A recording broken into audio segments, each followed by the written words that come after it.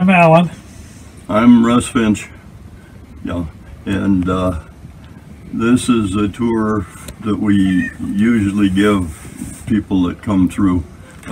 We get probably 5 tours a week at least. So, come on.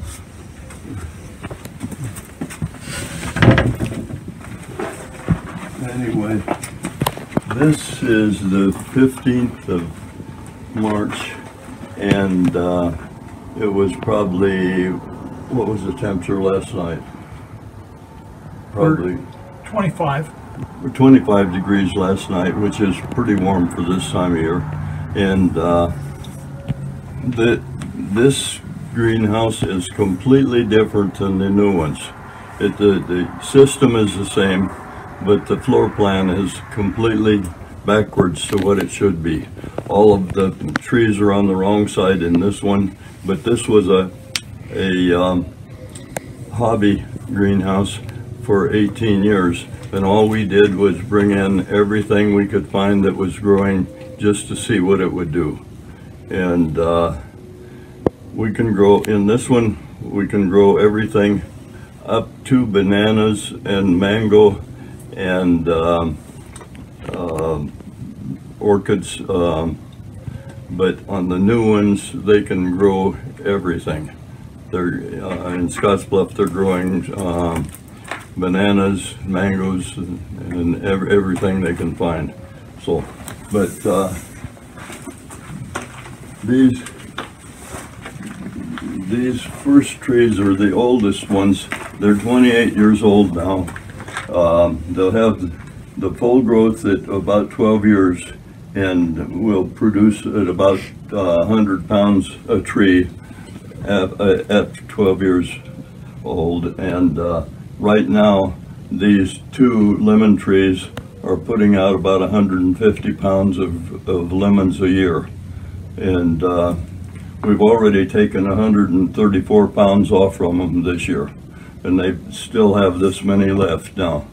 So, Russ, is that a full-size lemon tree or is that a dwarf? Everything in here is on dwarfing roots, except the Myers lemon is a genetic dwarf. So it'll go about 9 or 10 foot tall, and that's all the taller it is. Because of that, we can clone and start cuttings from the Myers and clone the trees just as many as we want. And we clone a lot of them. So, but yeah, this first tree is a Eureka lemon. That's the store lemon, and this one is a Myers lemon that you don't see them very often in the store because they have all the citrus will hang after it ripens, will hang for a couple years. So it just stores on the tree for farmers market and everything. But after about a year and a half, it starts to deteriorate. But the Myers lemon, once it'll hang on the tree for probably a year or 2. But once it is picked, it's only good for about 10 days. It starts to deteriorate. So, and this time of year, everything is just starting to come to life. In another 2 months, there'll be flowers everywhere down here. So we'll have orchids all along this area here. And right now they're in a terrarium up above. This is a Valencia orange. That orange is, I'll hold my hand up there and show you. That orange is about 2 years old, and it would still be good for juice, but they're at that age they're starting to dry out. So, is that big one back there the same variety, Russ? Yeah, they're all of this whole tree is the same thing. We leave a lot of fruit hanging to show people what it looks like. So, but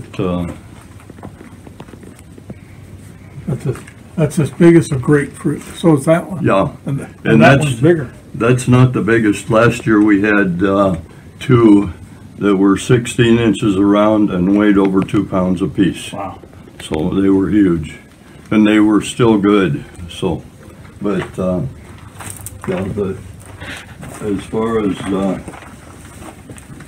the flowers, we've got probably 30 different varieties of roses that'll be in bloom probably in another month. That's a camellia that just came out today, and it'll have quite a few more on it.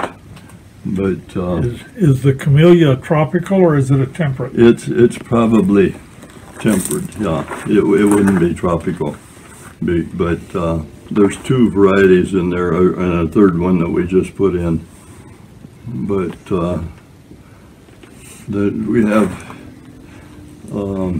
just about anything that'll grow up to bananas and pineapple and mango, and it's just a little too cold in this one for that, but we don't have any backup heat in this one.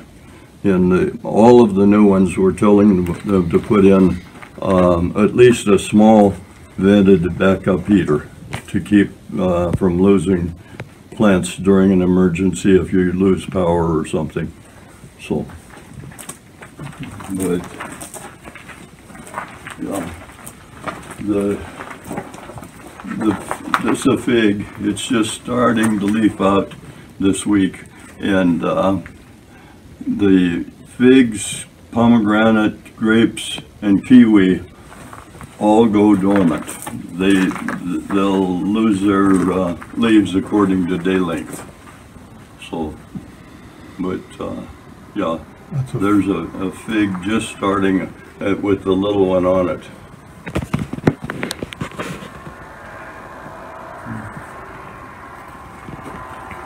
But in another month and a half, the roses and a lot of the flowers will be in bloom. So, but we have 13 varieties of oranges and or citrus, and all of them hold their fruit for maybe up to 2-3 years, but except for a new variety of tangerine that's a tango mandarin, and it will drop its fruit when they're ripe, and the bartender lime drops its fruit when it's lime or when it's ripe. But especially the tango mandarin, when it drops its fruit, that's when it's really sweet. So, but let's see what else we have. This is the only greenhouse that has a wall, north wall like this. For 25 after this, we used galvanized metal siding with 3 inches of foam board in between, and 2 skins. And for the last 25 or so, we've used all urethane foam spray. So we have 89 greenhouses now, or 90, and most all of them are for commercial, for farmers market or locally grown. So.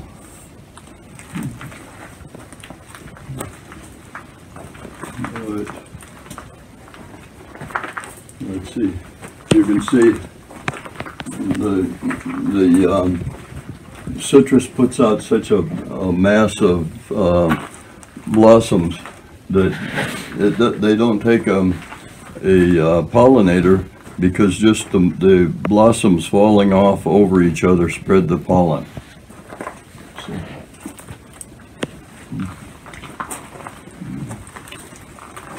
Let's see, this is a Cymbidium orchid, the big corsage orchid, that it likes the cold, so we can leave it down all year. So, but let's see.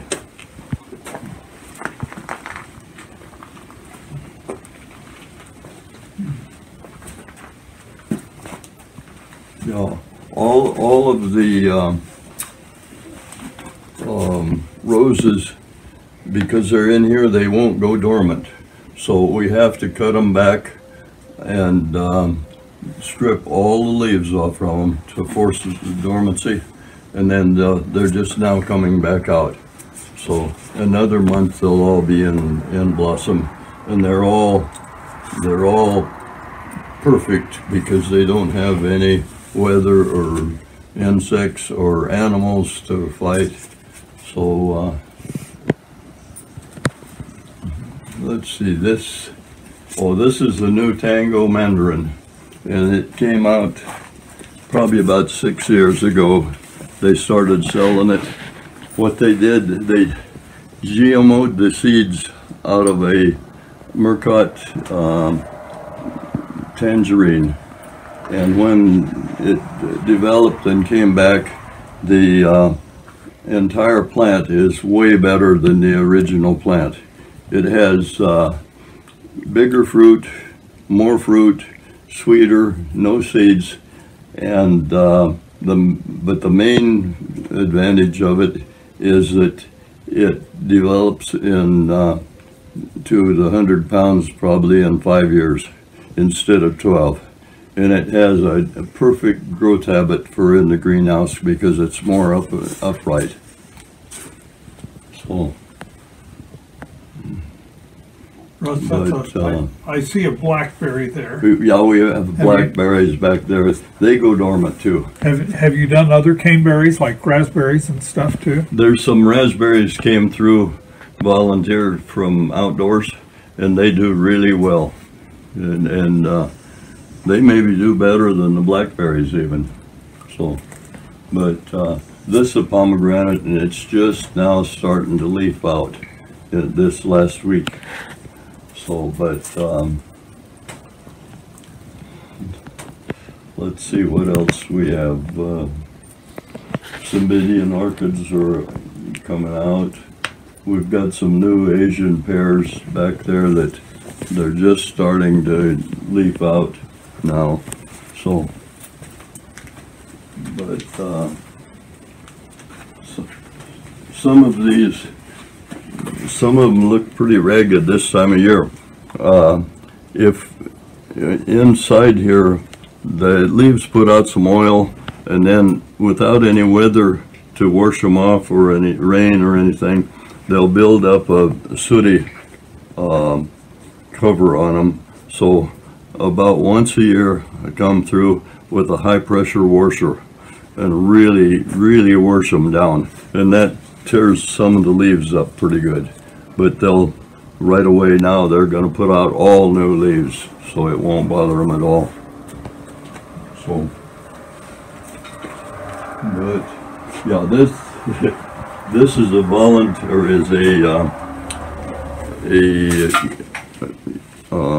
fig tree that grew out of the compost pile from some cuttings that we took off of the other fig tree, and it still produces a lot of figs and is a good tree. The only thing is it's not grafted on dwarf roots, so we have to keep cutting it back because it wants to get out of here. So,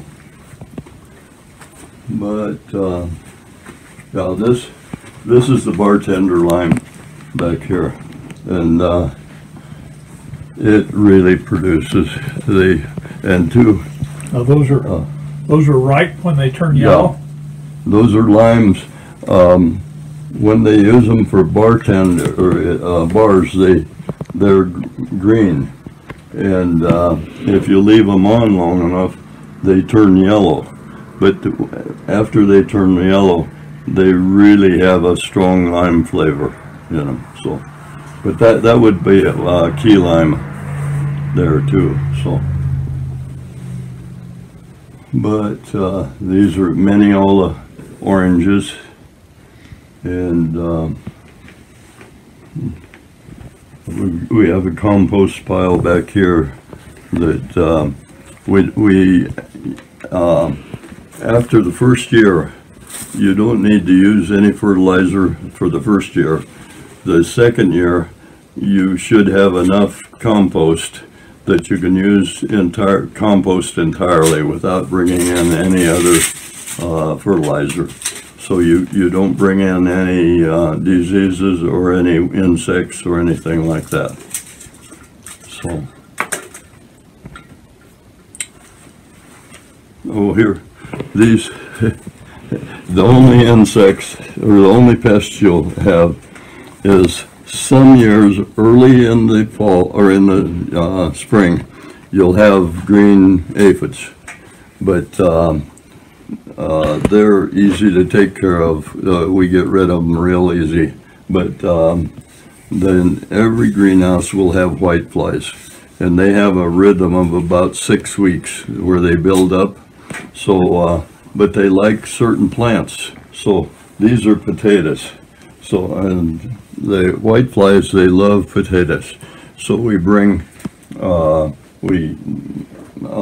them to attract the whiteflies, and then we just use a trigger bottle of dormant or horticultural oil. I don't know why they call it dormant, but anyway, it's horticultural oil. All it is refined mineral oil that you can spray a berry with it and eat it, but what it does, it smothers whiteflies. It smothers the adults and the eggs, and once they're smothered, they don't get immune to that like they do some of the toxic chemicals. So, but aphids give live births, so you have to go about 5 times over to get rid of them. But once you get rid of them in the spring, you won't have them until the next spring. But the dormant oil would get them all. So, and some diseases. So, how wide is this greenhouse? This greenhouse is 16 foot wide. All the new ones are 17 foot. This one is the only one that had a clay wall like this. The wall held up for 27 years. Last spring we got so much moisture that it started to work on this wall, so we put in some retaining wall some places.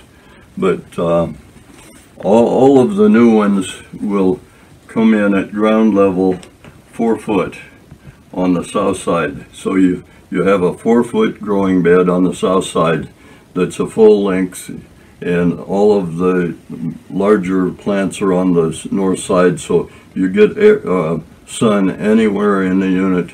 You can plant anything anywhere in the greenhouse because it gets enough sun, except in the walking path that would have the shade from the south side. But other than that, there's a raised path here so that you can work the south bed at waist level. So you can just about reach across the 4 foot. So, and you could plant anything on the floor, any vegetables or anything. Scottsbluff, they have their bananas and mango, all that down in this area. So. How tall are we in here? About 12 foot? It's about, this one's about 11.5 foot, and the new ones, they can be 11.5 to 12 foot depending on how much soil you take out. So, but on the new ones too, there's a 2 foot growing bed on the north side that you can grow anything in. But if you grow trees on that north side, in about 6-7 years, you're not going to be able to get to that bed because of the trees. But because of that, right away when we build them, we'll plant kiwi, grapes, and caneberries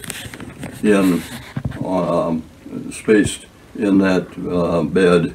That way, after you can't get to that bed, it still will produce because the grapes and everything will come up over the trees. So.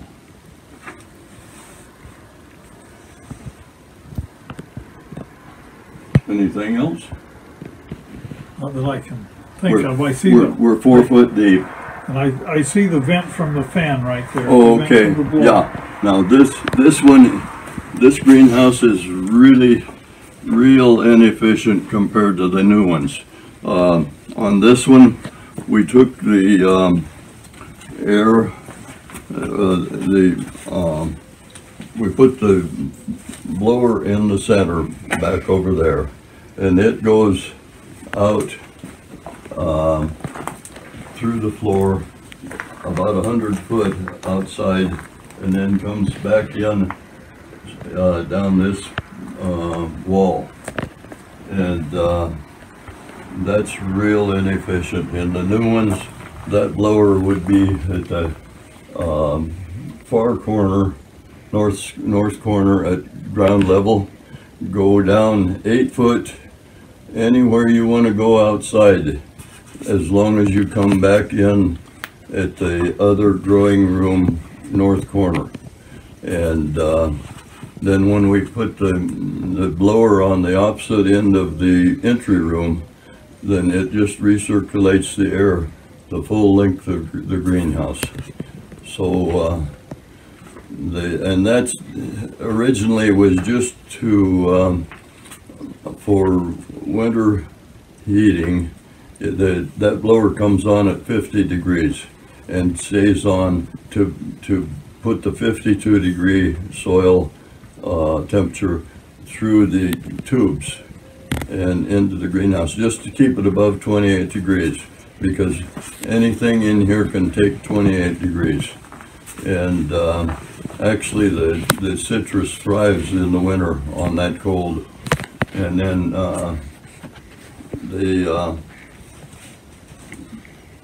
let's see what else. We're 4 foot deep in the pit. Vigor 60% of the efficiency comes from the pit alone, because of the radiation from the heat from the side walls and the floor. And let's see, this one is really crude. This one we did in my shop. We split the metal and then re-welded it, and my welding's pretty poor. So on all of the new ones, Antioch Machine Shop fabricates all of them, and they're all done on a vendor. Then every one of them is exactly the same. So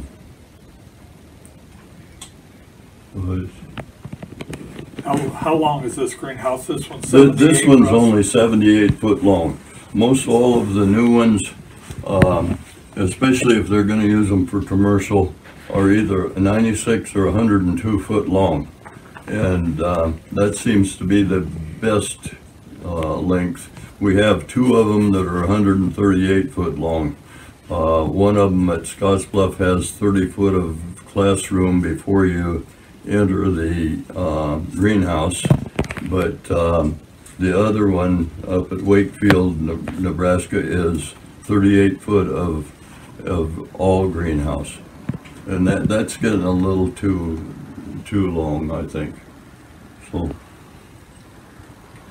we can, though, if they want to have more growing area, we can do a north-south corridor and build greenhouses off of both sides of that greenhouse or that corridor, and use the corridor as the air handling corridor on them. So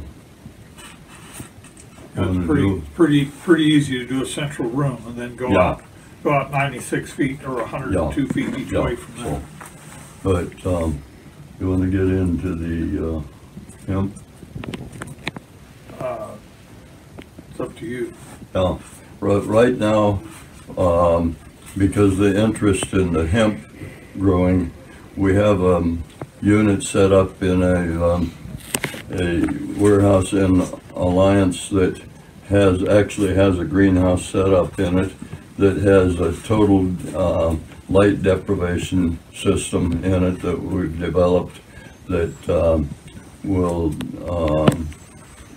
on a timer, you can control the light in the daytime to total darkness as many times as you want. So That's all.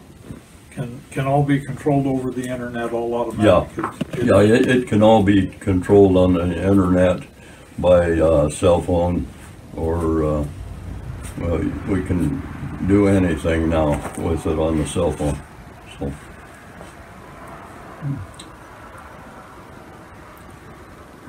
That's it. does that cover everything? I think so. Yeah, it's probably long